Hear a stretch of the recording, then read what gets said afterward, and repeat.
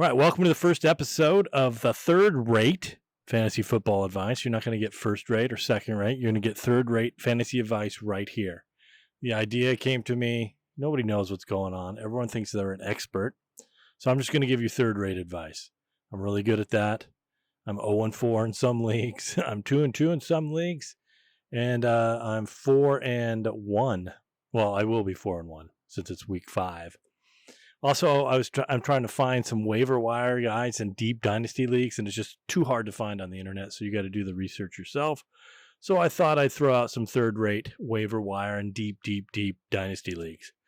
Let's start with some of my picks. I picked up week 4, but this is some are on a bye week. But I'm going with rookies because you know that you're going to get, like right now, there's probably people like Agnew, Hardy, Hayward, Hunter Renfrow type players. We know what they are. They're in year 6, year 7. You know what you're going to get. But if you go with a rookie, you don't know what you're going to get. And I love the new Webster Slaughter style wide receiver that's going on in the NFL. And I think it's starting to catch on. You're 5'9", 155 pound. I was a huge Webster Slaughter fan growing up. So you got your Tank Dells, you got your Tutu Atwells.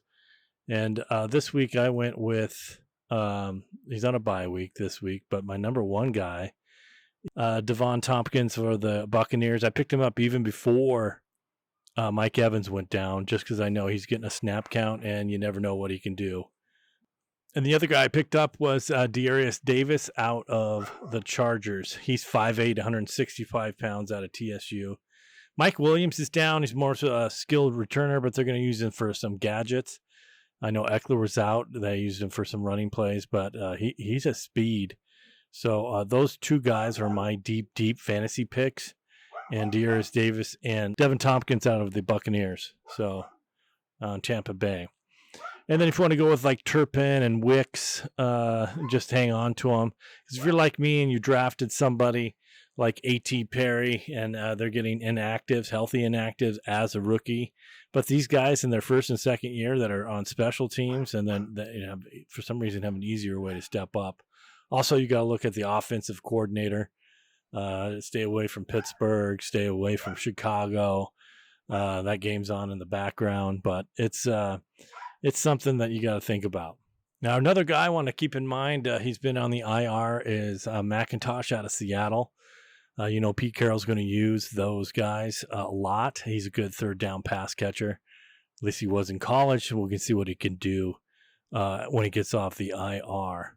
Other than that, it's really hard to find deep fantasy waiver wires. You're going to have to scour the local beat writers to figure out what's going on with somebody who might be coming back, who might be out having outstanding practices. Do your research. But I'm going to try to do this every Monday. My deep fantasy waiver wires on the third-rate fantasy advice show.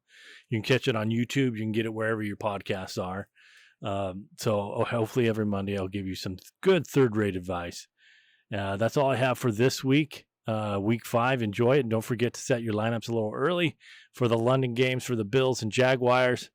And I don't think they're playing in Andy's room this week, but I guess you can just watch something on Disney Plus as the game's playing. Well, you don't have to go into Andy's room. That's my fantasy football advice for this week. It's third rate, so please don't lock in your bets with me. And I'll see you again on Monday. Have a good weekend.